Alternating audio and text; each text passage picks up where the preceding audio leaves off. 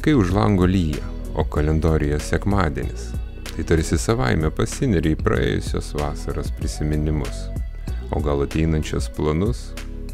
Klaipėda TV jau klausė savo bičiulių, kuriame pajūrio mieste jie planuoja praleisti savo vasaros atostogas, ir dauguma atsakė, žinoma, Klaipėdoje. Tad ir mes atiduodame duoklę Klaipėdai, bet nepamirštame ir kitų mūsų krašto vietovių.